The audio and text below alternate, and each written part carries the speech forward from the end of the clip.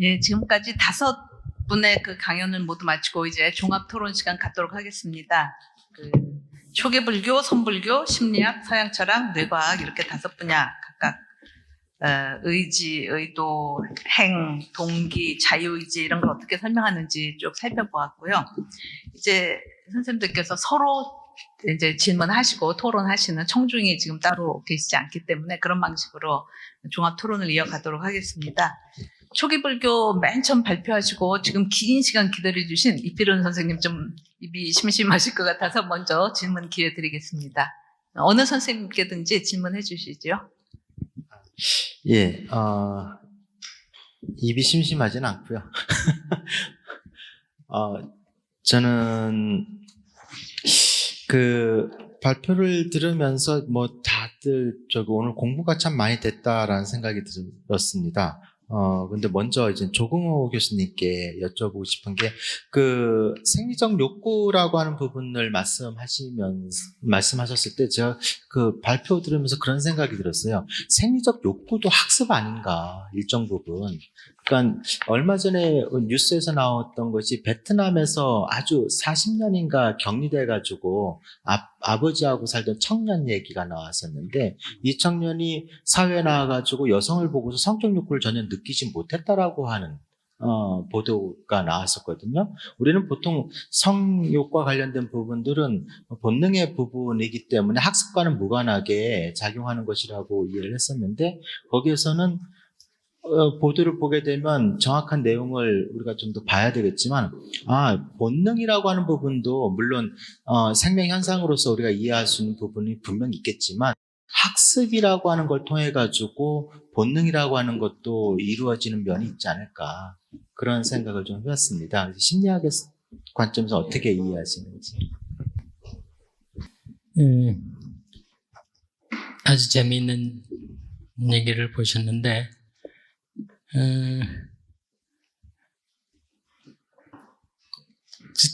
이 생리적인 욕구들에 대해서 얘기를 할 때 제가 인간에게 있어서는 그 생리적인 욕구도 생리적일 뿐만이 아니라 뭐 심리적이거나 사회적이기도 하다. 뭐 그런 말씀을 드렸는데 뭐 그런 식으로 피해갈 수 있을 것 같습니다. 근데 배고플 때 무엇을 먹느냐는 다 다르겠죠. 사회에 따라서도 다를 거고 학습에 따라서도 다를 거고 그러나 무엇인가를 먹어야 한다라는 것은 변함이 없는 거죠. 그건 생명을 유지하기 위해 자기 생명. 근데 성적인 욕구의 경우에는 조금 차원이 다른 그러니까 자기 생명의 보호와 유지와는 조금 차원을 달리하는 그런 생물학적인 욕구일 것 같고 그런 점에서 거기에는 이 사회학습적인 요인도 많이 작용한다. 그러니까 이 원숭이들이라든지 그를 고립시켜서 키우면 다른 개체들하고 거의 서로 작용하지 않고 완전히 고립시켜서 키우면 발전기가 되고 난 후에도 이 성행동을 하지 못한다. 그런 거의 관찰 보고도 있거든요. 그래서 그 성충동의 경우에는 아까 얘기한 포스테리어 하이포탈라머스뿐만이 아니라 그래서 그것은 대뇌 중추가 이 신피질 이쪽이지 않느냐 뭐 그런 그 주장을 하는 연구자들도 많이 있는 것으로 알고 있습니다. 혹시 네, 선생님 이어서 네, 질문하십시오. 그 성적 욕구가 생리적 욕구이냐 아니면 학습된 것이냐 이필훈 선생님의 질문의 요지는 그거잖아요. 이제 그 기사 저도 아주 재미있게 봤는데 이제 우리가 보통 욕구라고 얘기할 때는 우리가 생명체로서 자기 보존을 하기 위해서 필연적으로 요구되는 필요 이런 것들을 욕구라고 그러잖아요. 이제 제가 원래 이제 조궁호 선생님한테 질문 드리려고 그랬는데 이제 그 중에는 예컨대 음식을 섭취한다든가 안 먹으면 죽으니까 그러면 그 밀림에서 아버지랑 단둘이서 살아남은 그 친구의 경우에도 그런 생리적 욕구는 당연히 충족됐단 말이죠. 재미있는 것은 바깥 세상에 나와가지고 여자라는 게 있는 걸 알았다 이런 거 아니에요? 그러니까 그 말은 뭐냐면 본능적으로 주어졌던 것이라고 하더라도 그것을 충족시킬 수 있는 여건이 안 됐을 때 발현이 안 됐던 것이지, 제가 보기에는 그 본능이라는 것이 학습되는 것이다라고 이야기를 하면 그는 본능의 개념에 대해서 이미 모순이 아닌가, 이제 이런 생각이 들고요. 이제 질문을 바로 드리면, 이제 우리가 보통 이제 마슬로우의 욕구 위계설 이렇게 말씀을 하셨는데, 그때 욕구는 영어로 needs라고 이렇게 이야기를 하지 않습니까? 이제 통상 심리학에서 왜 욕구와 욕망을 좀 구별을 하잖아요. needs와 wants가 좀 다르다. 그러면 이제 제가 보기에는 의지가 개입할 수 있는 부분은 사실은 needs보다는 wants에 더 많이 개입되어 있다, 이런 생각을 하거든요. 그래서 예를 들자면 개체 보존에 필요한 것을 우리가 일반적으로는 이제 생식 욕구, 이제 아까 이제 선생님이 구분을 하실 때, 그다음에 이제 심리적 욕구, 이제 사회적 욕구 이렇게 이야기를 하셨는데, 심리적 욕구, 사회적 욕구로 넘어가면 이거는 이제 욕구라기보다는 사실 욕망의 성격이 더 강한 것 아닌가. 그래서 혹시 우리가 욕구와 욕망을 구별하는 것이 의미가 있는지, 그리고 이제 선생님의 관점에서 욕구와 욕망의 관계가 어떤 것인지, 그 관계에서 의지가 어느 쯤에서 개입을 하는 것인지, 이제 그게 조금 듣고 싶습니다.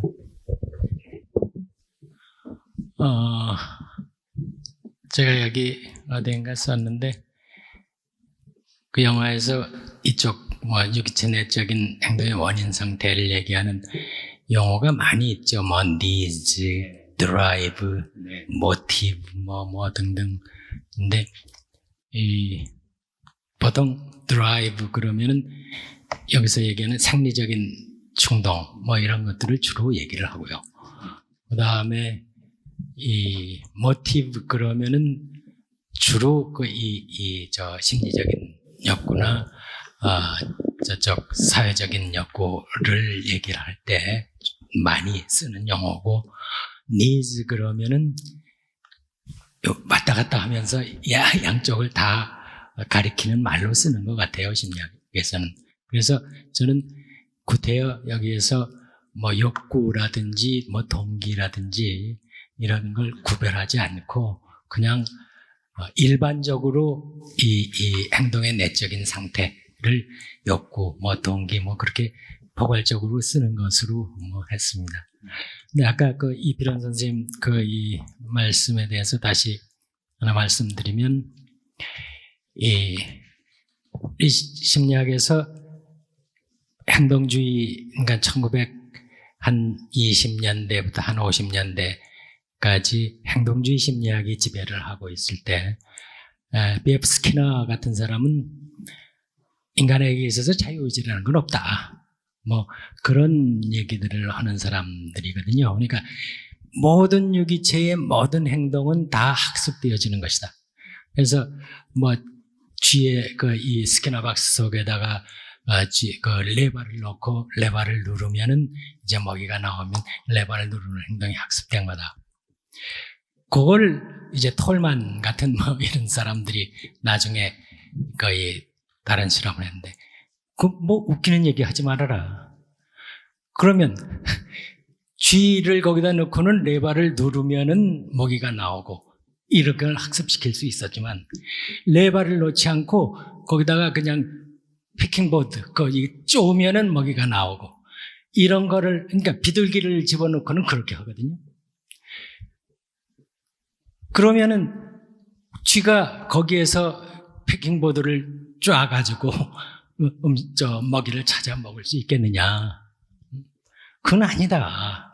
그러니까 모든 유기체가 생득적으로 갖추고 있는 행동, 행동 준비성이라고 그럴까? 이런 것들이 있을 수 있다. 그러니까 그런 측면을 우리가 그래서 이제 이 심리학이 저쪽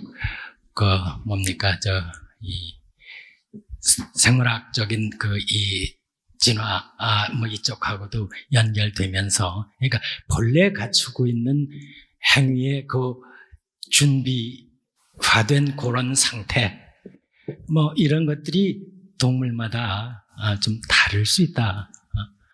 그래서 그런 것을 고려해서 얘기해야지. 그렇지 않고 그러니까 모든 유기체의 모든 행동은 다 학습된 것이다. 그렇다면 쥐를 날아다니게 만들 수도 학습시킬 수 있느냐, 너. 뭐 그런 비판들도 많이 하고 그랬습니다.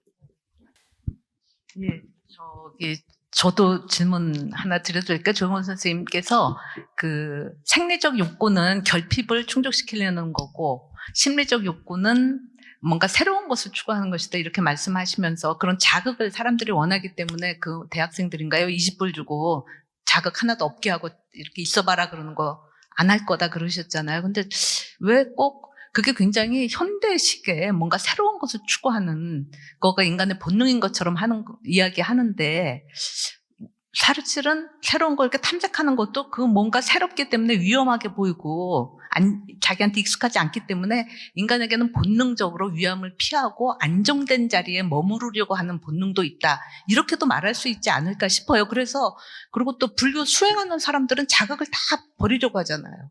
자극 없이. 그러니까 20불 받고 수행하는 사람 나 하겠습니다 하고 다 할 것 같아요. 자극 없애는 거. 이 대상들 없애면서 빈 마음이 되는 거가 그리고 자극을 다 멈추게 하는 거고 그 마음 상태로 가려고 하는 본능도 사람한테는 그게 본능으로도 있지 않을까. 안정된 상태에 머무르려고 하는. 예. 그런데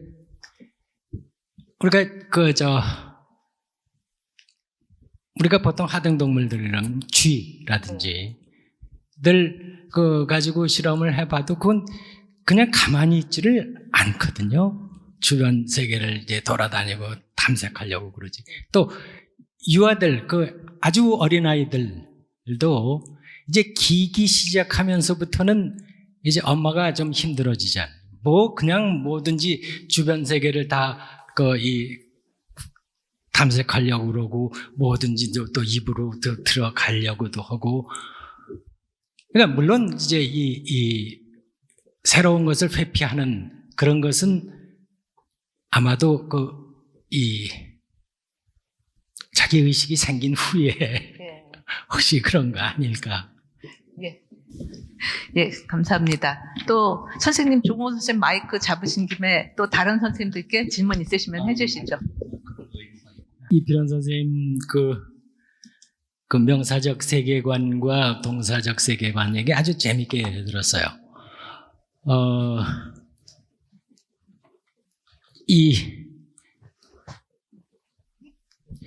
이제 이 사회심리학에서 이제 문화비교 연구들 이런 것들을 많이 하는데요. 문화비교 연구들을 이제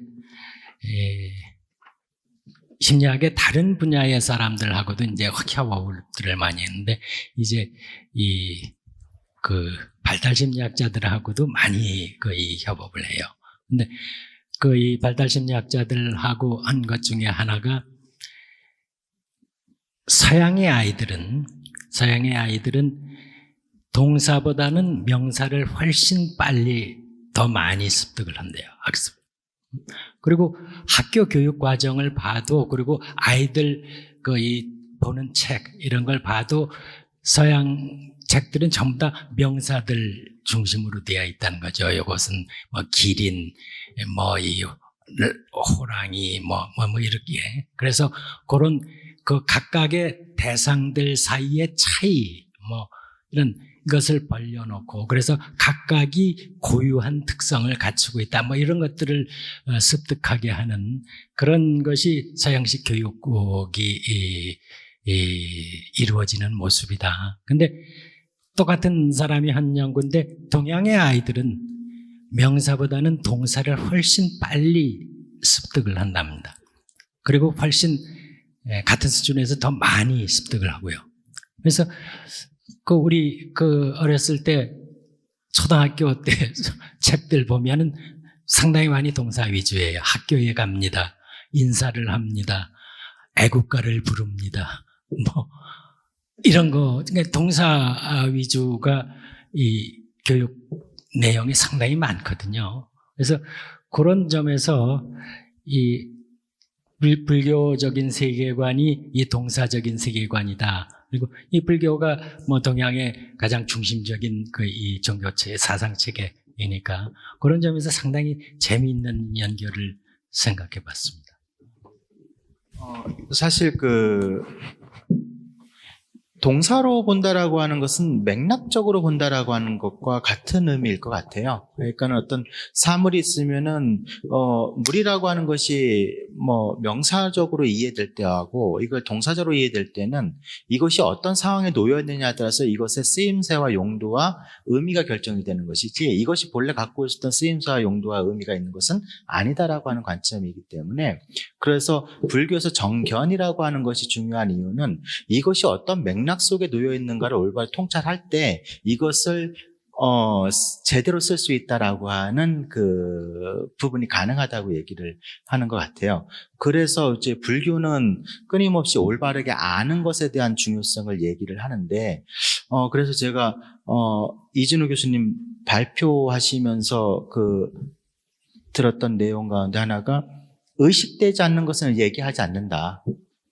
우리가 의지를 얘기할 때 우리가 의식되지 않는 상태의 무의식의 어떤 영역 이런 부분에 대해서는 얘기하지 않고 일단 의식된 내용 갖고서 이야기한다라고 하는 말씀을 하셨던 것 같아가지고요. 그런데 그때 그 불교에서 전해지는 비유 가운데 하나가 어떤 사람이 부처님께 찾아가지고 이 상담을 하는데요. 이분이 소매치기의 경지에 이르는 분이에요.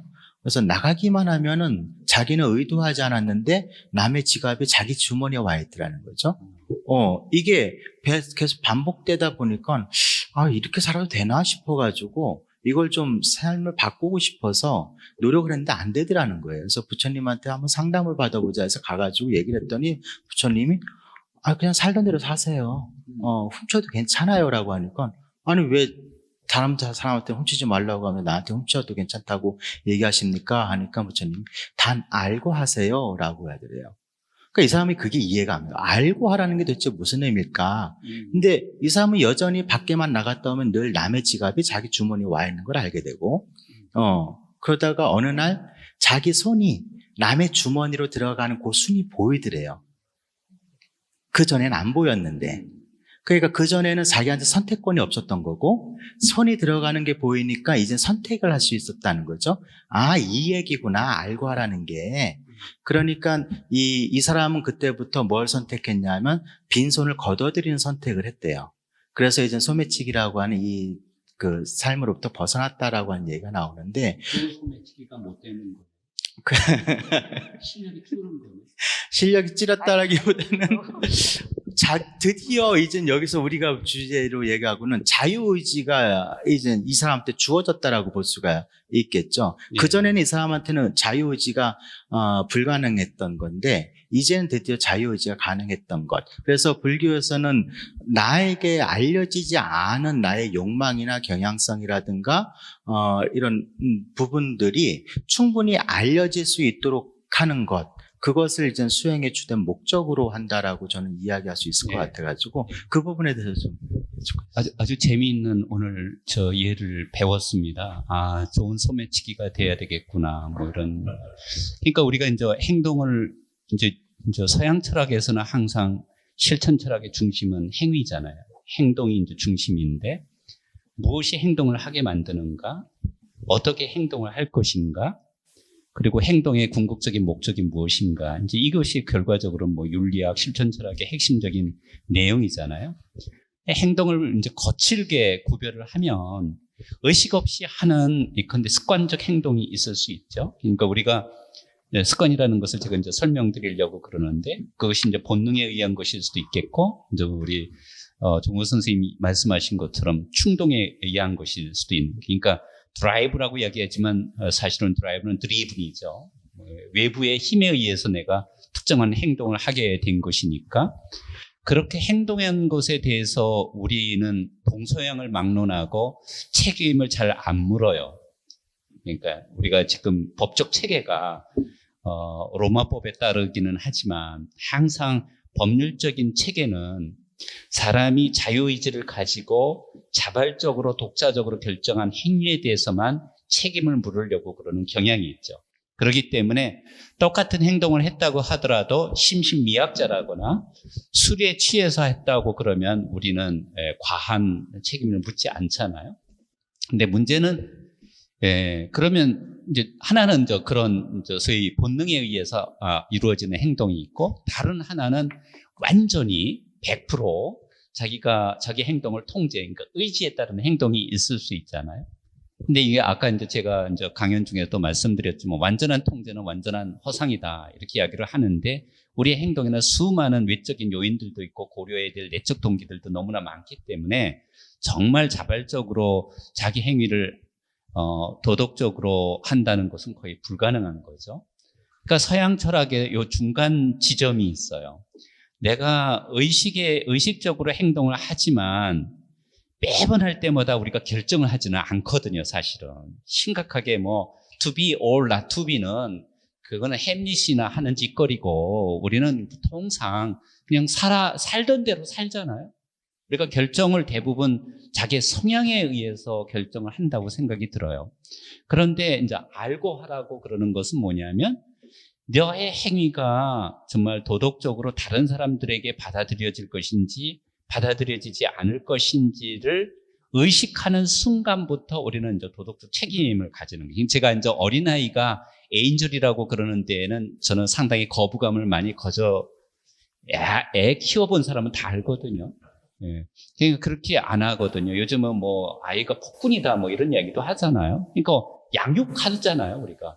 어떤 것은 해서는 안 되는 거고 어떤 것은 해도 되는 것이고 이런 구별을 해주는데, 그렇게 본인이 자기 성찰을 하고 자기의 행위를 갖다가 의식하게 될 때 올바른 방향으로 하려고 그러는 것이 습관적으로 만들어진 것을 우리가 보통 버추, 덕성이라고 이야기를 하는 거거든요. 그러니까 버추는 뭐냐면 의식적으로 한 행위이기는 한데 거의 습관적으로 하는 행위의 양식을 우리가 서양에서는 버추라고 이야기합니다. 고대부터 현대에 이르기까지 그런 거거든요. 그러니까 우리가 이제 간단하게 얘기하면 지금 소매치기의 경우 과거에는 정말 나가기만 하더라도 남의 물건이 저절로 그러니까 이게 올바른 행위인지 올바르지 않은 행위인지 생각하지도 않고 단순하게 한 행동인데, 그런데 그 다음에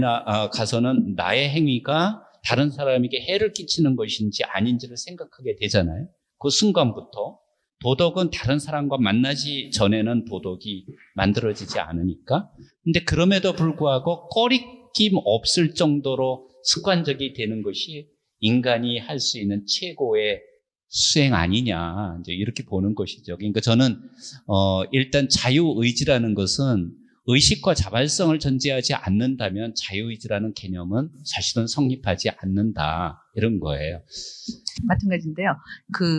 선생님께서 이야기하시고자 하는 거는, 그러니까 인간한테 습관이 됐든 그게 본능이 됐든 충동이 됐든 그래서 의식되지 않고 하는 행동이 있어도 그렇다고 해서 그것이 자기 책임이 아닌 것이 아니다. 왜냐하면 수행을 통해서 자기 안에 있는 그 본능, 습관화된 거, 지금은 의식되지 않지만 수행을 해서 내면을 잘 관찰하면 그것 자체가 의식화될 수 있다라는 거를 강조하시는 게 아닌가, 이런 생각이 들어요. 그러니까 지금 저 잘 몰라서 그러는데 소매치기 그분한테 말씀하실 때 부처님이 소매치기 하는 행위가 나쁘다고 생각하고 그런 말씀을 하신 건가요? 아니신가요? 그런 건 아닌 거죠? 일단은 선악에 대한 판단은 없는 거죠? 예. 제가 보기에는 그거는 그냥 free want, 그러니까 자기 하지 않을 수 있는 free will이 아니라 free want에 해당되는 것 같고, 소매치기 하는 행위 자체는 그게 꼭 나쁜 일이라고 할 수가 없는 거거든요.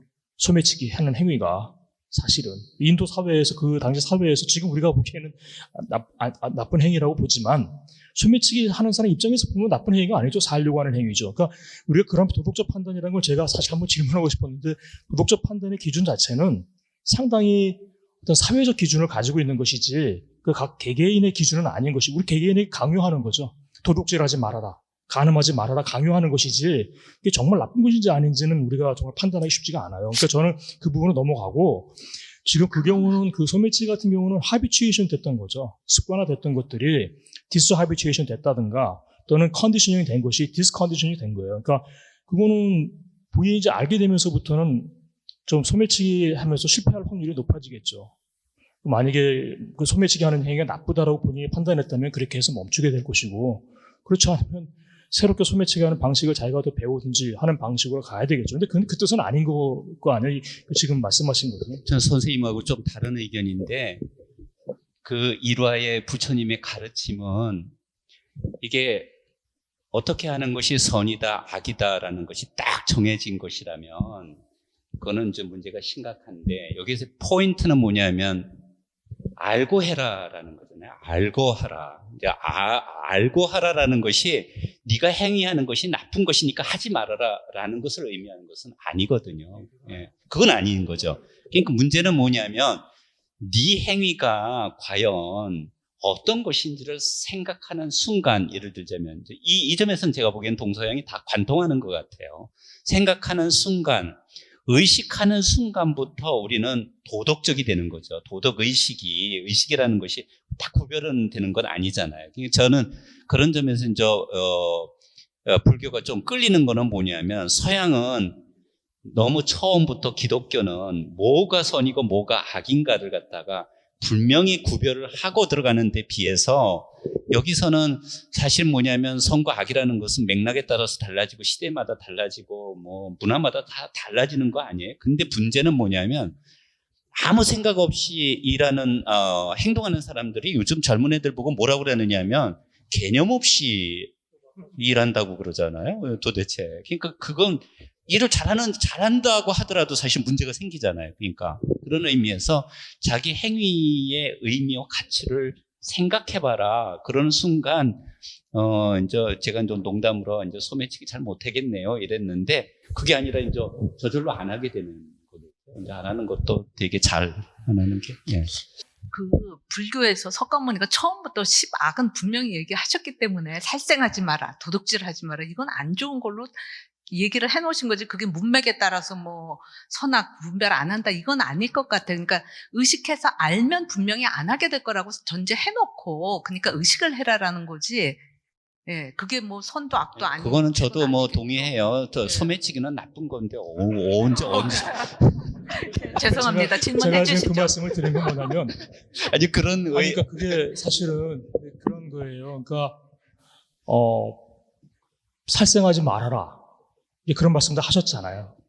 그 바른 말을 해라. 뭐 이런 정언도 하시고. 근데 바른 말이 뭐냐라는 개념이 저는 사실 늘 궁금했거든요.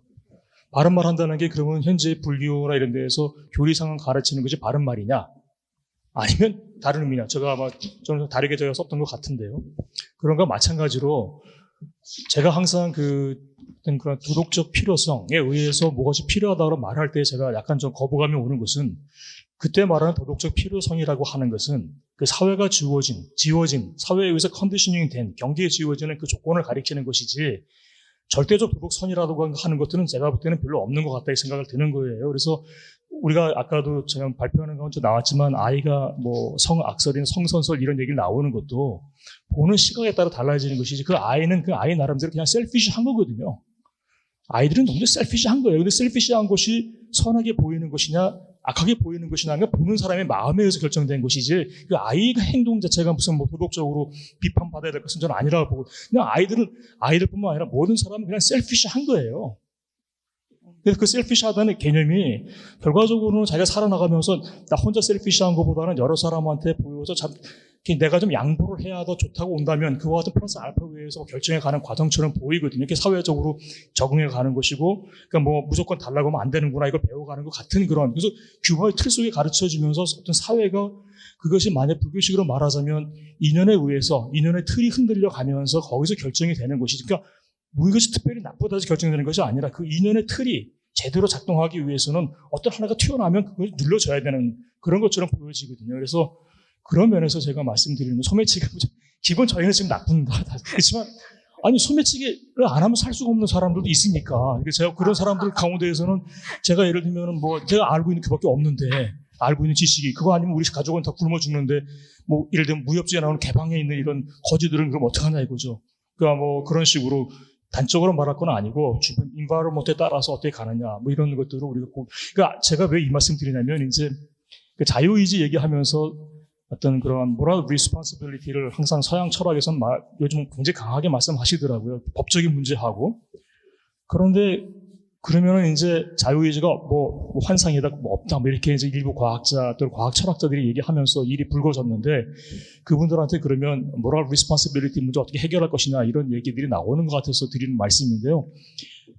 자유의지가 없다고 하더라도, 뭐 유전적인 결정론에 의해서 간다고 가정하더라도 그렇게 되면 그 사람은 자기 의지대로 한 것이 아니다라고 해서 그 법망을 빠져나갈 수 있는 것이라면 그 법망은 고쳐지게 될 거라는 거죠. 저는 이론의 틀 속에서 사회의 규범을 지키기 위해서 법망이 고쳐질 거라고 저는 보는 거죠. 지금은 그렇지 않고 선생님 말씀하신 대로 그들의 서양 그 원래 만들어진 법 체계 속에 있기 때문에 그게 강조되지만 앞으로 한 10년, 20년, 30년 걱정 많이 하시지만 로봇 뭐 만들어지고 AI 여기서 법칙이 바뀌어야 됩니다. 그래서 거기에 맞춰서 그 사람들은 감옥에 가는데 그 감옥이라는 게 정신병원이 되겠죠. 쉽게 말하면. 유전적인 치료를 받아야 될 거로 갈 거고 뭐 이런 식으로 갈 거란 말이죠. 그래서 감옥이란 결국은 자유를 구속하고 사회로부터 떨구는 거 다른 사람에게 피해를 주면 안 되는 거잖아요. 이제 그거는 어떤 뭐 그런 자유의지 문제 관계없이 이 사람이 무의식적으로 하는 행동이라 할지라도 지금은 법체계에서 의식적이 아니고 무의식적으로 하면 좀 예를 들면 이런 거 있지 않습니까? 우리나라 사회에서 술 마시고면 다 용서되잖아요. 술 마시면 용서된다고요. 술 마시고 하면은 법정에서도 좀 덜 받고 뭐 경찰서 가서 파출소 가서 큰 소리 쳐도 되고 아직까지 이거 허용하면 안 되는 거거든요. 제가 보기에는 우리 사회에서 허용하고 있는 거거든요. 미국 같으면 이거 허용이 안 되겠죠. 이런 식으로 아마 사회가 변화해 가다 보면 이런 일은 언제 저절로 이렇게 바뀔 것이다라고 봅니다. 그래서 너무 뭐 자유의지가 뭐 유전적으로 그렇더라도 너무 그 도덕적인 문제에서 그렇게 법망이 흔들리지는 않을 것 같다. 이 말씀을 제가 드리고 싶었습니다.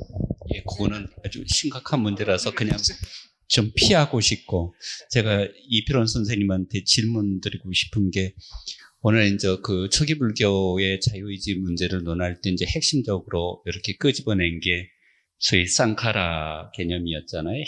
행을 이야기하신 거잖아요. 근데 저는 오늘 이제 그 발표를 들으면서 쌍카라를 어떻게 소개해 주셨느냐면 원인들의 조합에 의해 만들어진 것을 만들기 때문에 행이라고 불린다. 이렇게 말씀을 하셨어요. 이제 불교적 세계관은 하여튼 뭐 우리 이 세상이 연기로 그러니까 인과적 관계에 의해서, 근데 여기 인과라는 게 단선적 인과관계가 아니라 좀 복합적인 인과관계에 의해서 서로 얽혀 있는 관계망이다. 이렇게 볼 수도 있는 거잖아요. 그러면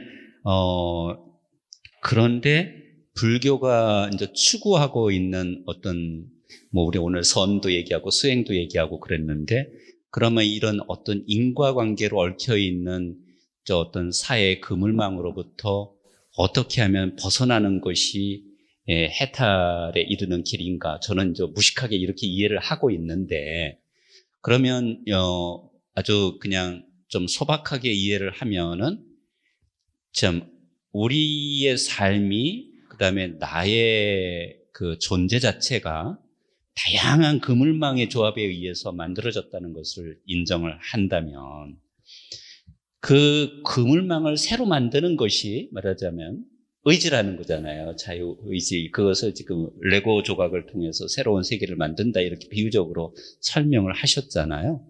그러면 그것이 궁극적으로는 이제 불교에서는 이게 번뇌와 고통을 가져온다 이런 것 아닌가요? 그러면 이제 서양에서 뭐라고 얘기하느냐면, 우리가 조건 지어진 존재이기는 하지만 내가 나의 행위를 통해서 제가 이제 그걸 갖다 갈림길로 보르헤스의 이제 대안적 가능성으로 설명을 했지만, 내가 스스로 어떤 조건적인 인과적으로 서로 얽혀 있는 관계를 만들어내는 걸, 이거를 이제 서양 철학 개념으로는 소위 자기 원인, 카우자 수이 또는 셀프 코제이션 이렇게 이야기를 하거든요. 근데 이 자유의지는 항상 이 문제로부터 시작을 하거든요. 그러면 제가 이제 궁금한 것은 뭐냐면, 불교에서 궁극적으로, 그러니까 서양은 뭐냐면 우리가 조건 지어진 존재라는 것 부정하지 않는데, 일단은 근데 불교에서는 이것을 부정적으로 받아들이던 것 아니냐. 그러면 이것으로부터 벗어나는 것이 아까 뭐 이제 우리 한자경 선생님이 이야기한 자극 안 받아야 예를 들자면 좀 영적인 평온도 이루고 뭐 예를 들자면 이러는 건지는 모르겠지만 예, 조금 다른 맥락이긴 한데 여기에서 이 조건 지어진 존재가 새로운 조건 관계를 만드는 것이 자유의지라고 그런다면 그러면 불교에서는 자유의지를 긍정적으로 보는 것인지 아니면 고통을 야기하고 번뇌를 야기하는 것으로 부정적인 것인지 그게 제가 조금 완전히 좀 해명이 안 돼서 좀 설명 좀 해주시면 좋겠습니다. 예, 일단 불교에서 무상을 이야기할 때 그 무상은 좋다 나쁘다의 그 관점으로 이해되지는 않는 것 같아요. 조건 지어진 것 그 자체는 그냥 조건 지어진 것이니까 그냥 거기에서 우리가 끝나야 되는데 그 조건 지어진 것에 대해서 가치 판단을 해버리니까 여기서부터 이제 문제가 발생을 하는 것이거든요. 그래서 그 조건 지어진 것에 대한 가치 판단이 고를 야기한다라고 얘기를 하는 것이지 조건 지어진 것 자체가 고라고 얘기를 하지는 않는 거거든요. 예, 그런 측면에서 일단 재행무상이라고 하는 의미로 우리가 이해를 해봐야 될 것 같고요. 그리고 자유의지라고 하는 것이 고통을 야기한다라고 하는 이 구조는 적어도 아닌 것 같아요. 그래서 내가 모르고 하기 때문에 고통을 야기하는 것이지 내가 알고 하는 것은 고통으로부터 고통으로부터 벗어나는 방식이다라고 얘기할 수가 있을 테고 그리고 자극으로부터 내가 벗어나기 위해서는 제일 좋은 건 죽으면 돼요. 그렇잖아요. 그것은 사실은 그 불교가 얘기한 빨리 죽어야 되는 뭐 한장 교수께서 그런 의미에서 말씀하신 건 아니라고 생각하고요. 적어도 불교에서 팔정도라고 하는 부분을 얘기를 하거든요. 팔정도라고 하는 것은 사성제 체계에서는 고통을 해결할 수 있는 그 구체적인 방법론으로 제시가 되는 건데 이 팔정도는 정해져 있다라고 얘기할 수가 없어요. 사실은 정어를 얘기하면은 어떤 것이 정어냐라고 했을 때 거짓말이 무조건 나쁜 것이냐? 아니죠. 어떨 땐 거짓말이 선할 때도 있는 거잖아요. 그러니까 이때 가장 중요한 것은 어떠한 의도를 가지고 어떻게 행동할 것이냐에 대한 부분 그리고 그 맥락을 어떻게 올바로 통찰할 것이냐라고 하는 부분이 이제 팔정도를 이해할 수 있는 중요한 그 토대가 아닐까라는 생각을 합니다. 그래서 그럴 때 자유의지라고 하는 부분들이 명백하게 드러나야 되는 것이고 그것이 나의 의도적 행위일 때 비로소 내가 주체적 인간으로서 살아갈 수 있는 토대가 마련되는 것이니까 이 자유의지가 없으면 이건 노예의 상태라고 불교는 일반적으로 얘기를 하거든요. 그러니까 욕망에 의해서 추동된 삶은 노예의 삶인 거잖아요. 근데 그 욕망에 의해서 추동된 삶을 내가 선택할 수 있다라면은 그것은 이제 내가 주체적인 인간으로 살아가는 것이고 그렇기 때문에 의지라고 하는 것은 나에 의해서 명확하게 인지된 상태로 선하게 발현될 것. 여기서 선은 단순히 윤리적인 의미의 선은 아니거든요. 그 선하게 드러나게 될 때, 우리의 삶이라고 하는 것이 아까 뭐 비유적으로 말씀드렸던 것처럼, 새롭게 기존에 이제 번뇌에 물든 쌍카라를 해체하고 레고를 해체하고 번뇌에 물들지 않는 그 레고의 세상을 만들어갈 수 있지 않을까 뭐 그런 측면에서 말씀드렸던 겁니다. 네, 이진우 선생님 질문에 대해서 초기 불교하신 이필원 선생님 답변해 주셨고 저 선불교에서 어떤 식으로 그런 번뇌적 관계를 넘어서는 해탈에 대해서 이야기하는지 말씀해 주시죠. 불교 교리에 의하자면 사실 불교에서 최고 가치는 안 태어나고 안 죽는 게 최고 가치입니다. 말하자면 태어났다는 것 자체가 전생 업보로 인해서 태어났다고 전제가 돼요. 그러면은 중생 업보로 인해서 태어났기 때문에 그 중생이 가지고 있는 의지는 아무리 자유의지라고 해도 그건 선한 의지가 아니에요. 예를 들면은 중생은 업보에 속지이기 때문에 중생이 말을 하거나 중생이 생각을 하거나 중생이 행동을 해도 그 삼업이 전부 다 중생업으로밖에는 귀결되지 않습니다. 아무리 그 좋은 일을 하려고 해도 그건 중생이 하는 일에 불과해요. 그럼에도 불구하고 열심히 수행을 해서 궁극의 열반을 성취하려고 하는 것을 이제 수행이라는 말로 표현을 하자면, 그 조사선에서 말하는 입장으로 말하면 중생은 결코 부처가 될 수 없다는 구조입니다. 무슨 말이냐면은, 중생은 부처가 될 수 없는데 어떻게 수행을 해서 깨달음을 얻고 성불을 하느냐 하는 그 이면에는 본래 부처였기 때문에 부처가 되는 거지, 중생은 부처가 될 수 없는 존재입니다. 그래서 지금 두 분 발표가 자유의지라는 말로 지금 진행이 됐는데, 거기에 자유라는 말이 의지 속에 왜 붙어가지고 자유의지로부터 시작을 했는지 저는 요걸 좀 생각을 해봐야 될 것 같아요. 왜냐하면 그 자유라는 말하고 자제라는 말은 사실 엄밀하게 말하면 좀 차이는 있습니다. 자유는 자기가 원하는 대로 나고 죽는 게 자유라는 말의 정의고, 자제라는 말은 태어나서 자기가 마음대로 행동할 수 있는, 그러니까 행동의 자유는 자제라는 말로 많이 되거든요. 그럼 이미 자유의지라는 말 속에는 의지 자체가 모순이 되어 있어요. 자기가 갖고 싶어서 가졌다, 아니면 본래 태어나면서도 의지를 갖고 있었다 그러면은 아무리 어떤 행동을 한다 하더라도 그것은 다 자기 의지의 결과니까 그 업보는 자기가 받을 수밖에 없는 거예요. 그래서 좀 말이 이제 자유의지로 많이 굳어졌습니다만은, 그런 경우에는 자제한 의지 이런 말이 좀 어울리지 않을까, 이런 좀 생각을 해봤습니다. 저도 기본적으로 그 불교하시는 그 학자분들한테는 여쭤보고 싶었는데, 우리가 소위 자유의지라고 말할 때는 이제 이진우 교수님 정의하신 대로 자기 개인이 의식적인 활동을 하면서 결정했을 때 그걸 자유의지라고 저희가 정의해서 이야기하는 것이거든요.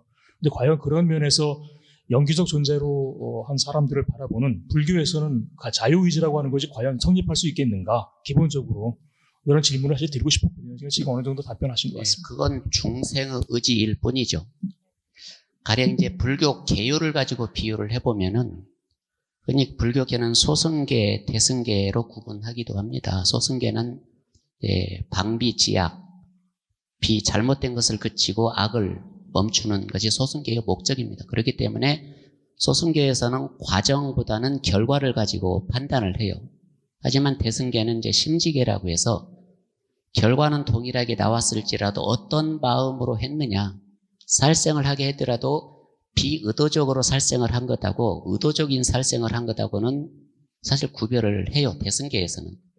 그래서 같은 생명을 살생을 한다 하더라도 소승계로 보면은, 대승계로 보면은 이제 판단이 달라질 수밖에 없는데, 사실 살생을 당한 그 당사자 입장에서 보면은 아무리 비의도적이건 의도적이건 죽는 건 똑같아요. 그런 점에서 보면 또 평가가 불가능해지거든요.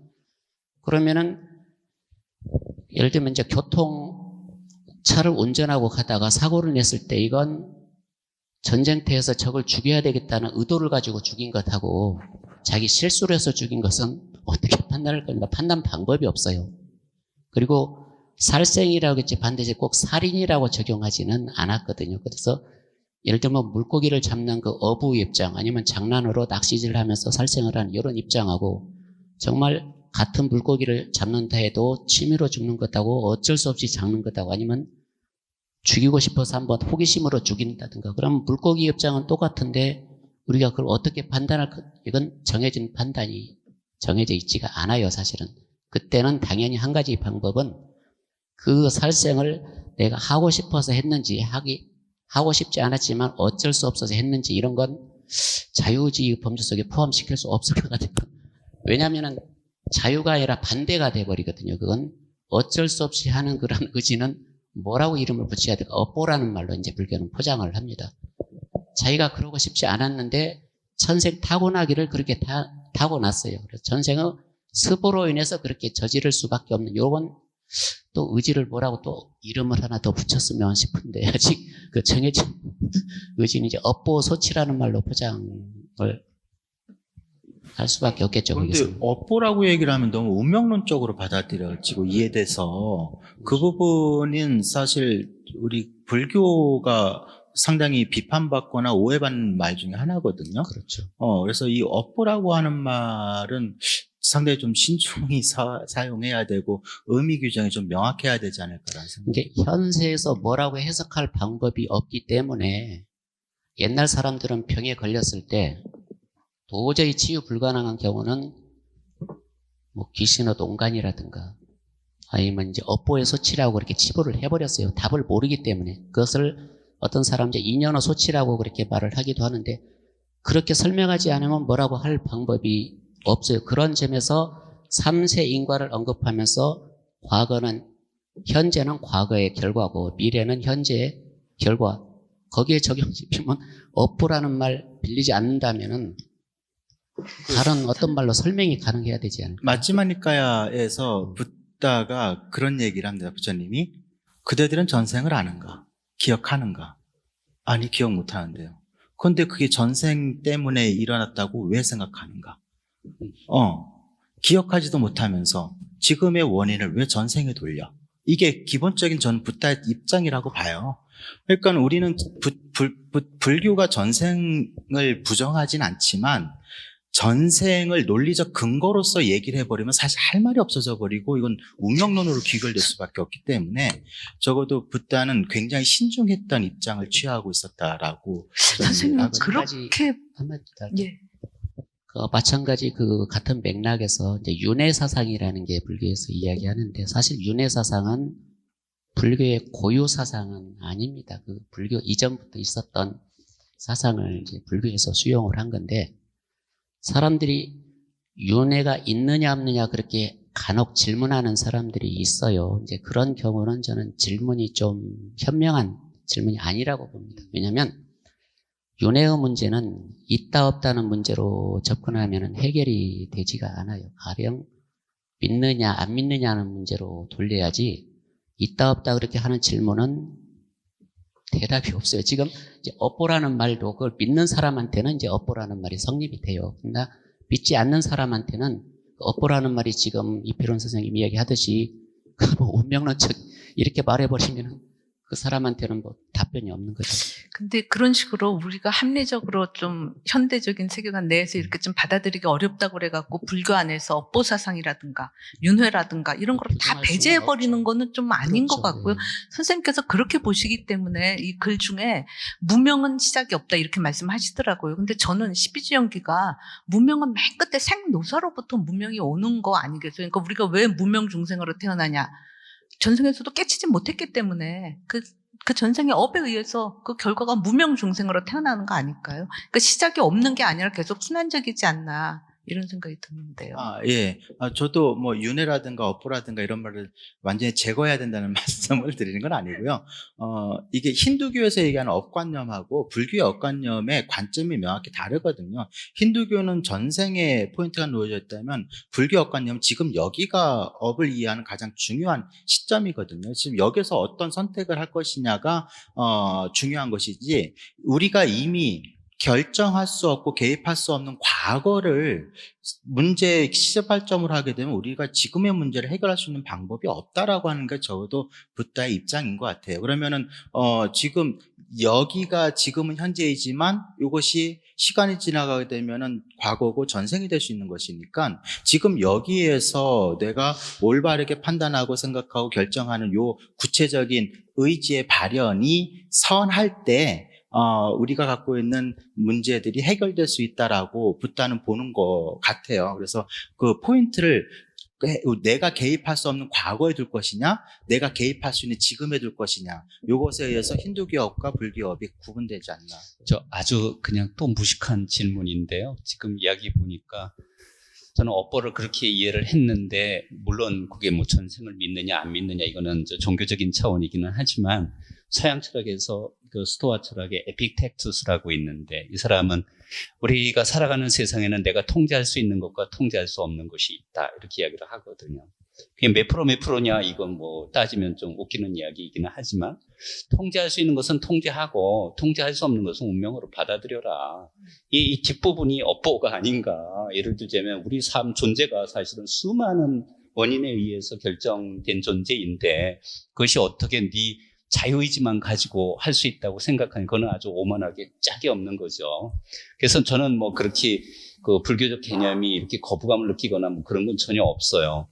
근데 제가 이제 오늘 자유의지 개념과 연관되어서 이제 좀 또 무식한 우리 우리 세 분 선생님한테 질문 드리고 싶은 게 자유의지가 사실은 서양 개념이거든요. 이건 서양의 개념이에요. 우리가 이제 그게 일상화돼가지고 일상용어로 쓰고 있기는 하지만, 서양 철학사는 어떻게 보면 자유로부터 시작해가지고 자유로 끝난다고 해도 과언이 아닐 정도로 뭐 철학자들마다 다 다르기는 하지만, 처음부터 논의가 됐고 지금도 여전히 논의가 되고 있는. 예를 들자면 어떤 사회를 바람직한 사회로 생각하느냐 그러면 자유평등 빼놓고 이야기를 안 하잖아요.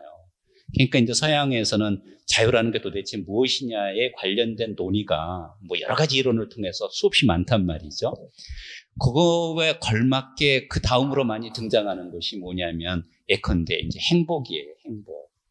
도대체 너는 뭘 목표로 사니? 그러면 요즘 뭐 우리 포스텍 학생들, 엘리트 학생들 보면 돈 많이 벌고 싶어요. 뭐, 예.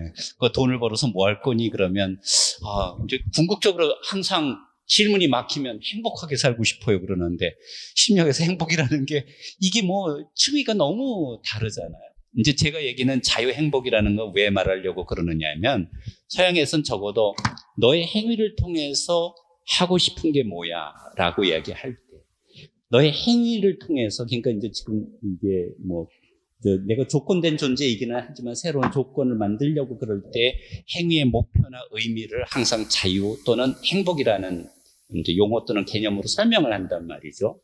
그럼 제가 이제 질문은 뭐냐면, 그럼 불가 철학에서는 우리가 이제 중생은 뭐 중생이다, 이제 업보에 다 중생은 성불을 못한다 이렇게 얘기해버리면은 그럼 왜 우리가 수행을 해? 뭐 이런 느낌은 또 드는데, 우리가 이렇게 수행을 하고 아니면 수행을 뭐 안 한다고 치고 그냥 일상생활을 하고 뭐 이럴 때 우리 행위를 통해서 궁극적으로 100% 실현되는 건 아니기는 하지만 도달하고자 하는 그 상태를 불가 철학에서는 뭐로 보는 건가요? 그러면? 궁극 목표를 이제 열반이라고 보는 점은 뭐 이의가 없을 것 같아요. 불교의 궁극 목표를 열반으로. 그러면 이제 저도 이제 그 개념 대충은 좀 추상적으로 그 열반이 이제 자유 그러면 예를 들자면 아주 간단하거든요. 세속적인 의미에서 이야기하면 구속받지 않는 게 자유예요. 자기 하고 싶은 걸 하는 게 자유가 아니라 구속받지 않는 게 자유예요. 그러니까 구속으로부터 오늘 지금 속박된 것이냐, 뭐 이제 자유로운 것인가 이런 게 이야기한 것처럼 그러면 열반도 내가 보기에 어떤 상태를 그린다고 보거든요. 근데 그러면 열반은 예를 들자면 이런 의미에서 이렇게 설명할 수 있는 그런 게 있을까요? 그러니까 열반이 궁극의 목표인데 지금 열반의 상태를 성취하지 못한 입장이니까 열반을 추구를 해요. 이미 열반이 성취돼 버렸다면 열반을 목표로 할 필요가 없어요. 그런데 인간이 응하고 태어나는 순간 자기 의지로 태어난 사람은 아무도 없을 거예요. 제 생각도 그래요. 어쩌다가 말 그대로 알지를 못하죠. 부모의 의지로 태어났건 불교에서 말하는 뭐 업보의 소치로 태어났건 어쩌다가 태어난 자체부터가 자유가 아니에요. 이미 중생으로서 속박을 가지고 태어나기 때문에 결코 자유롭지가 못합니다. 그럼에도 불구하고 열반을 성취하려고 하는 그 의지는 또 어디에서 오는 건지 그건 이제 의지라고 이야기할 수가 있겠죠. 살아가다 보면은 어린아이가 아무것도 모르고 있다가 천방지축으로 이제 그 무명이라고 본다면 이리저리 좌충우돌 하면서 부딪히는 걸 행위라고 이야기할 수가 있을 거예요. 12연기에서. 그러면 행을 하다 보니까 자꾸 반복하다 보니까는 뜨거운 것도 만지면 뜨거운 건 안 만져야 되겠다는 것을 본능적으로 이제 느껴가요. 그게 이제 분별식이거든요. 그 분별식이 쌓이다 보면은 요건 만지지 말아야 되겠다. 요건 만져도 괜찮겠다고는 명색이라고 해서 명색 자체는 분별이거든요. 이건 병이라고 하자, 이건 책이라 이렇게 이제 이름을 붙여놓고 인식이 생기기 시작하는 거예요. 그런 인식을 눈으로도 보고 귀 아니비설신으로 전부 섭취하는 것이 이제 그 유깁이라고 하죠. 그 유깁, 우리 감각으로 전부 다 해나가면서 점차 형성되면서 이제 선법, 악법의 기준은 수행이나 그 열반으로 나가는 깨달음의 플러스적인 요소는 다 선법이라고 이름 붙일 수가 있어요. 그 열반으로 향하는, 깨달음으로 향하는데 마이너스적인 요소는 다 이제 악법이라고 이름을 붙일 수가 있어요, 사실. 그러면 열반이 궁극이라면 아까 나온 것처럼 이제 죽는 게 열반인데 석가모니 부처님은 그러면 열반을 하셨다는데 죽음을 극복하셨다. 근데 죽음을 극복하는 방법이 안 죽는 것으로 극복하는 방법도 있지만 죽음으로써 죽음을 극복하는 방법이 있어요. 그게 이제 석가모니 부처님이 제시한 그 죽음에 대한 공포와 두려움을 완전히 벗어날 수 있다면 그건 죽음을 극복한 것이라고 본 거죠. 초기 불교는 명확합니다. 열반이 무엇이냐라고 하는 질문 되게 많이 나오거든요. 탐진치의 지멸이 열반이다라고 너무나도 명확하게 제시를 해요. 그러니까 열반이라고 하는 것은 우리가 저도 발표에서 말씀드렸던 것처럼 우리가 알지 못하고 속박된 상태에서 이것이 내가 만들어 놓은 이 가상의 공간이 실제하는 곳으로 착각하는 것, 그것을 그렇게 만드는 게 탐진치라고 하는 근본 번뇌거든요. 이것을 내가 소멸시킨 상태, 그것에 대한 통제권을 내가 갖고 완전히 이해한 상태, 그것이 바로 열반이다라고 하는 게 경전에서는 그냥 명확하게 제시가 되어 있습니다. 예, 그 열반의 자리를 저 정준모 선생님께서 잘 설명해 주실 것 같아요. 그러니까 선생님께서는 이 우리가 실제한다고 생각하는 색성, 향미, 촉, 이 세 개가 그 오경의 세계인 거, 오경이 다 환상이다. 그럼 뇌는 있냐? 뇌가 이제 인지기관이라는 의미에서 안이비서신에 해당할 텐데 그것도 환상이다. 이렇게 말씀하시잖아요. 그럼 뭐 자아가 있냐? 그것도 환상이다. 그래서 그 언어가 끊어진 자리, 저는 선생님께서 근데, 그걸 어떤 걸로 받아들이시는지 그러니까 되게 사실은 궁금해요. 이제 저도 선생님들 다 겪으셨겠지만 이제 자기를 찾아서 다니는 시절이 있을 수 있잖아요. 저 같은 경우도 이제 개인적인 어떤 그걸 겪고 나서는 이제 막 찾기 시작했단 말이죠. 그래서 뭐 지금 선생님 말씀하신 대로 어떤 그런 자리 이런 걸 만약 구경했을지 모르죠. 구경했다고 하면 그 다음에 이거를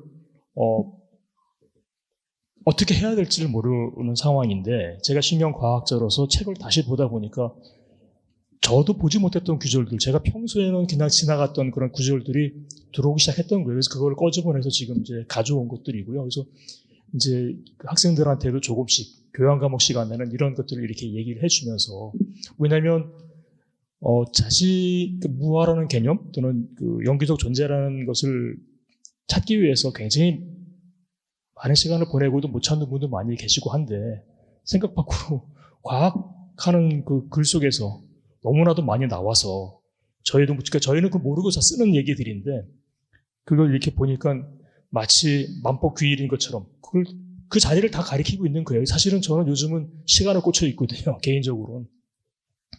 시간이요. 과거, 현재, 미래란 시간이라고 하는 것이 저는 요즘 뭐 물리학에서 말하는 시간을 가리키는데 이건 뭐 엄청난 얘기를 하고 있었던 거예요. 물리학자들이 지금 시간에 대해서. 시간은 결코 선형이 아니라는 거거든요. 그러니까 여기서부터 완전히 뒤틀어지기 시작하면서 과거, 현재, 미래가 사실 존재하지 않는 거예요. 지금 그 자리를 가고 있어요, 지금. 그래서 이것도 뭐지? 요즘 저는 그것이야말로 어떻게 보면 불자이면서 깨달음을 갈구하시는 분들한테 그걸 소개해드리면 이미 많이 오셨으니까 어떤 턱을 못 넘어가고 계실 때 넘어갈 수 있지 않을까. 그러니까 오늘 제가 책에는 쓰지 않았지만 발표할 때는 말씀드린 건 대부분 오늘 여기가 선원이라서 오시는 분들 많이들 오시잖아요. 저도 한때 꽤 열심히 다녔던 것 같고요. 여기저기를. 그러니까 넘어가고 싶은데 사실은 넘어갈 게 아니거든요. 여기 그대로 있었던 건데 너무 화가 나거든요. 뭐 세수하다 코 빠진 거는 말하는데 저는 아무리 세수해도 모르겠던데 그렇게 말들 하시는 그 자리. 그래서 이거를 어떻게 좀 쉽게, 그러니까 많은 불교 하시는 분들이 말씀하시는 것이 아닌 식으로 이제 얘기하려고 하다 보니까 여기 있어서 이렇게 소개를 한 겁니다. 이제 아직은 잘 모르겠고 저는 아까 말씀하신 윤회나 또는 업이나 이런 것에 대해서도 저는 조금 그렇게 이필원 선생님처럼 저는 생각을 하는 편이거든요. 뭐 윤회나 업이나 이런 것에 대해서 너무 이렇게 타이트하게 꼭 있다 없다 뭐 이러면서 할 게 아니고 실제로 윤회가 왜 이게 사실 필요에 의해서 만들어진 마치 자유의지가 제가 어떠한 그 필요에 의해서 설정된 것처럼 그런 것처럼 느껴질 때가 있어서 그런 말씀은 제가 지금 드리지 못할 것 같습니다. 열반을 그것만 좀 너무 궁금해서 서양과 동양의 차이점이 너무 분명하게 드러나는 대목이라서 그래요. 그러니까 저한테는 아주 구체적으로 안 다가오는데 그냥 추상적으로 이해하면 인간이 가지고 있는 의지, 욕망 뭐 이런 것으로부터 다 벗어나 있는 상태가 열반 아닌가? 이런 느낌을 받아요. 이렇게 말씀하시는 것들을 보면은. 그리고 높은 수준의 의식 좀 그런 이르면 예컨대 이제 지금 말씀하시는 모든 그 환상이라든가 예를 들면 거짓이라든가 이런 게 전부 분별지로부터 오기 때문에 그러니까 분별을 하지 않는 그 높은 단계의 의식 이건 너무나 형이상학적이라서 사실은 그 추상적으로 설정한 그 세계는 제가 이해는 하지만 우리는 다 중생이잖아요. 뭐 의지도 있고 욕망도 있고 뭐 살아가려고 그러고 삶에 대한 공포도 있고 이런데 이런 사람으로서 우리 행위를 통해서 얻고자 하는 조금 한 단계 좀 내려와서 열반을 좀 설명해 주시면 어떨까 뭐 이런 느낌이 들어요. 예를 들자면 이런 거예요.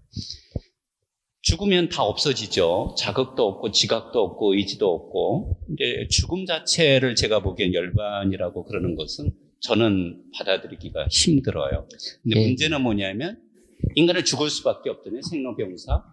제가 이제 뭐 생로병사 가지고 사실 로봇 인공지능 문제 다루기도 하는데 요즘은 태어나지 않으면서도 생명체가 만들어질 수 있는 시대에 우리가 살고 있고 또 실질적으로 우리의 수명을 연장하기 위해서 노화 과정에 얼마나 엄청난 연구비가 쏟아집니까?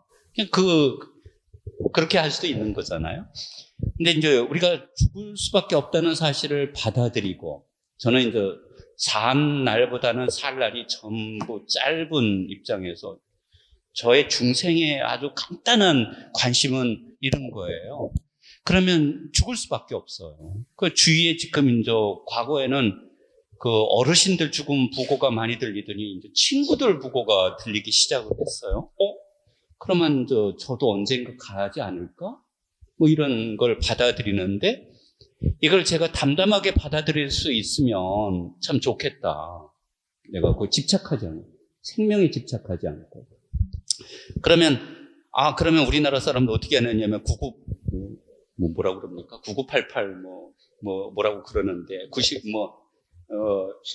신나게 살고 한 하루 이틀 앓다가 그냥 의식도 없이 갔으면 좋겠다 뭐 이러잖아요. 그런데 저는 그런 죽음을 안 꿈꿔요. 죽을 때에는 의식이 내 이 세계와 예를 들면 이별하고 싶다. 근데 대부분 그렇게 못 죽어요. 전부 무의식 상태에서 코마 상태에서 한 달 1년 아프다가 가잖아요. 자, 제 얘기는 이런 거예요. 죽음을 예컨대 다른 죽음을 통해서 극복할 수 있다는 것이 뭔가 이렇게 다가오긴 하는데 이제 그런 것들이 제가 보기에는 좀 구체적이었으면 좋겠다. 그러는데 하나만 예로 들고 제가 서양과 동양의 차이점인데 제가 존경하는 미국의 근본주의 생태학자가 있어요. 스콧 니어링이라고. 이분이 100세까지 부인과 아주 행복하게 살았어요. 무력도 별로 없어요. 무력이 없다 보니까 나중에는 자기 땅이 몇백억 대의 이렇게 재산으로 올라가고 그러기는 했지만 전부 사회에 환원하고 돌아가셨으니까 무력도 없어요. 명예욕도 없어요. 와튼스쿨의 경제학과 교수여서 아버지는 철광석 광산 지주이고 그런데 1년에 자기가 살아가는데 필요한 돈만큼만 벌고 나머지는 돈을 안 벌어요. 돈을 벌 수 있는 데도. 그럼 여기에 이제 이런 질문이 던져지는 거예요. 1년에 살아가는데 필요한 돈이 얼마일까? 여기에는 생식적 욕구에 필요한 돈을 말하는 게 아니거든요. 자유롭게 사는 데 필요한 돈이에요. 그러면 자기가 자유롭게 산다는 것이 무엇을 의미하는지에 관련된 우리가 표상을 해야 되는 거잖아요. 어떤 게? 그렇게 이제 살다가 100살이 되던 해에 이 사람이 곡기를 끊고 100세에 돌아가셨어요. 이제 제가 꿈꾸는 죽음이거든요. 그러면 이제 예를 들면 불교에서는 자살을 어떻게 보는지 모르겠는데 이건 엄밀한 의미에서는 자살이잖아요. 근데 한편으로는 도덕적으로 비난할 수 있는 행위로서 자살이기는 하지만 다른 한편으로는 우리가 통상 이제 우리 서양 철학하는 사람 인간의 자유의지를 가장 극명하게 보여준 행위이기도 하다 이렇게 보거든요. 그래서 저는 뭐냐면 이제 불가에서 행위를 통해서 궁극적으로 도달하는 것이 무엇이야? 이렇게 하면 열반 그러면 열반을 조금 더 중생을 위해 가지고 조금 내려와서 설명을 좀 해주시면 어떨까 뭐 이런 생각을 해봤습니다. 번뇌의 소멸을 이제 열반이라는 말 자체는 번뇌의 소멸을 의미합니다, 사실. 근데 우리가 살고 있는 중생 세계는 이제 욕계도 중생 세계고 색계도 무색계도 삼종세간은 전부 다 중생 세간인데 그 중생 세계를 뛰어넘는 세계를 깨달음의 세계라고 해요. 근데 불교에서 말하는 이러한 우주관은 사실은 실제로 있는 우주관을 말하는 게 아니라 내 마음속의 경지를 그 불교 우주관으로 표현을 합니다. 그러니까 내가 탐진치나 암한 의심을 지금 가지고 살아가면은 이 자리가 이제 욕계인데 내가 그 번뇌를 벗어나 있으면 그냥 이 자리가 그대로 색계가 되고 또 물질의 개념을 초월하면은 이 자리가 바로 무색계 같아요. 그게 현법 낙주라고 하는 현재 살아서 성취하는 그런 열반의 세계.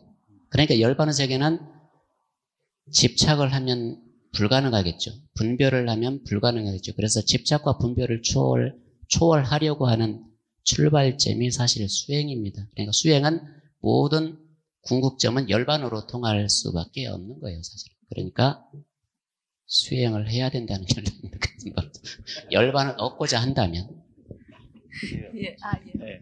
저희 정정무 교수님께 저 진짜 몰라서 여쭙는 건데 제가 듣기로 뇌과학 하시는 분들은 대부분 유물론자다라는 얘기를 들었고 모든 문제를 뇌로 환원시키기 때문에 뇌환원주의자다라는 얘기도 많이 들었거든요. 또 오늘 교수님 강연 들으면서 교수님 아니신 것 같은데 라는 좀 생각을 좀 하면서 지금 뇌 연구를 통해서 인간을 이해하는 방식에 대해서 일반 사람들이 생각하는 유물론자라든가 뇌환원주의에 대해서 조금 좀 짚어주시면 감사하겠습니다.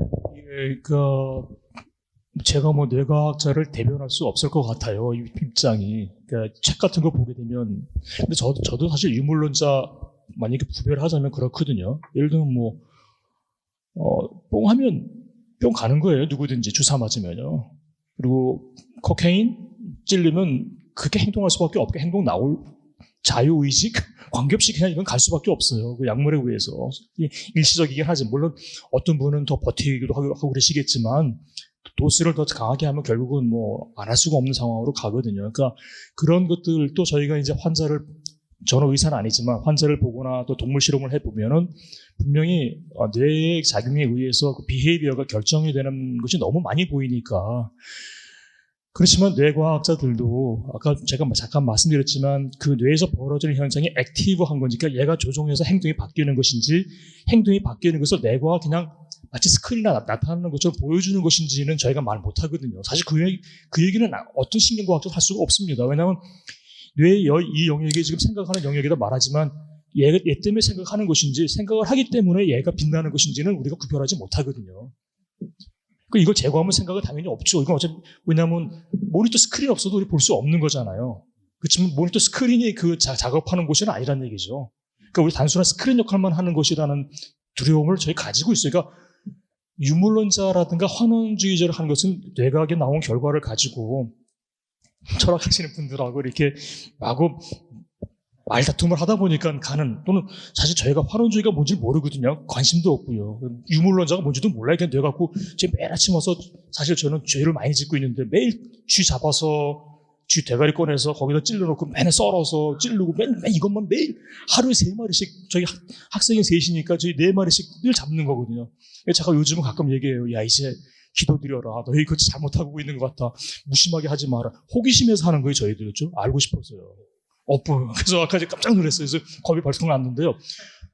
사실은 이게 꼭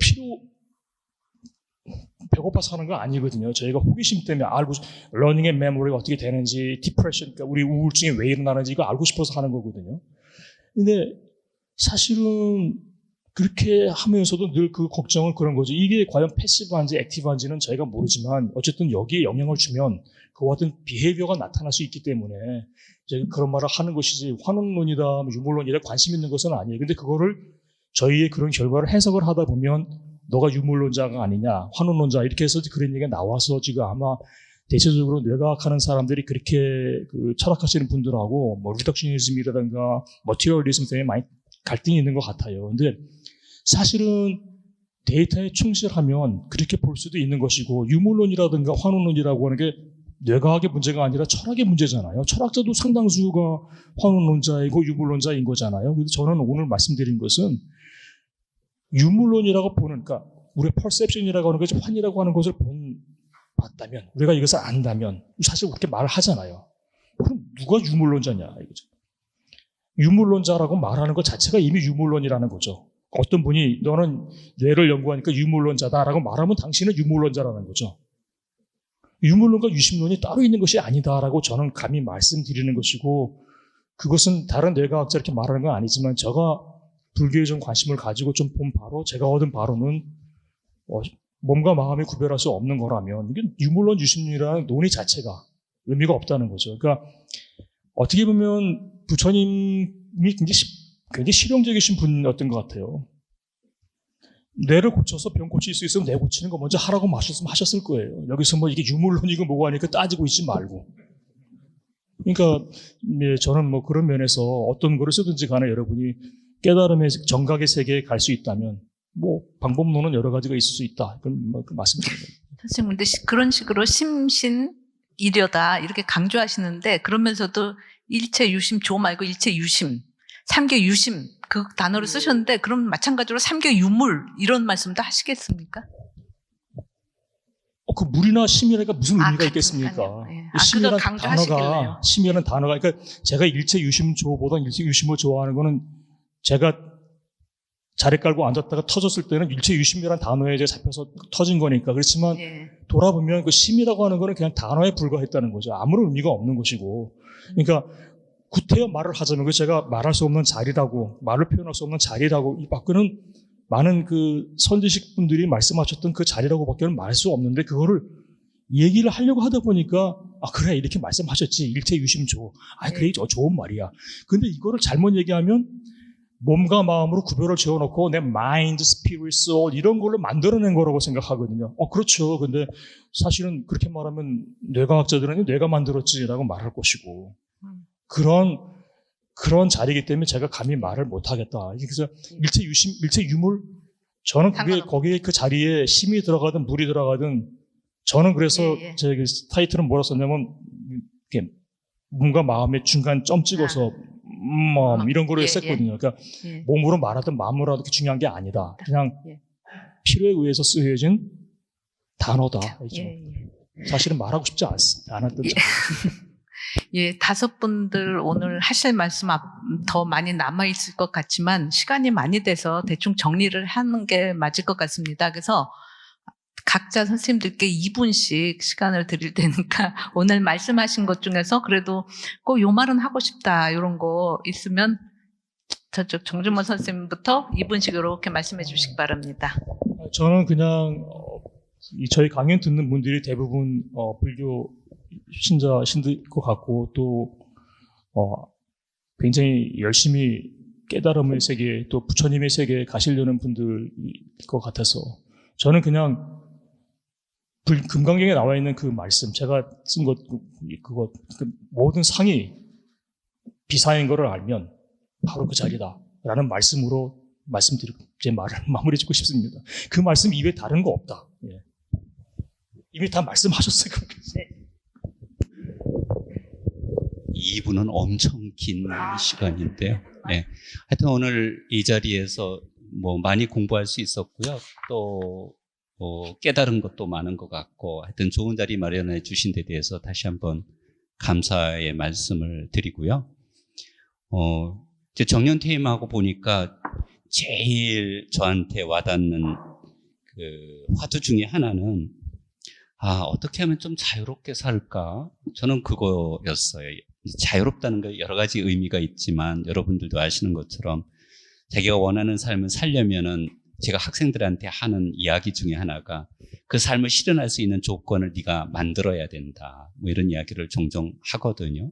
뭐 경제적 자유도 들어갈 수 있겠고 마음의 자유도 들어갈 수도 있겠고 뭐 요즘 심리학에서 요구하는 이야기하는 마인드풀니스 마음 챙김도 들어갈 수도 있겠고 이런 건데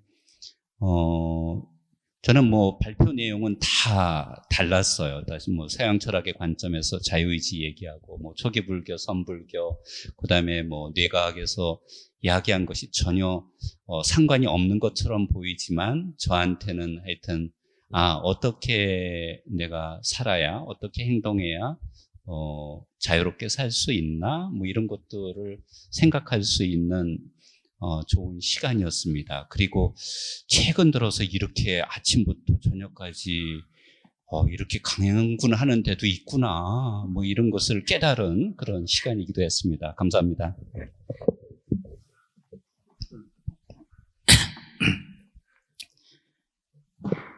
사실은 저는 뭐 의지 이 주제를 받고 상당히 당황했었습니다. 그래서 뭐 별로 거의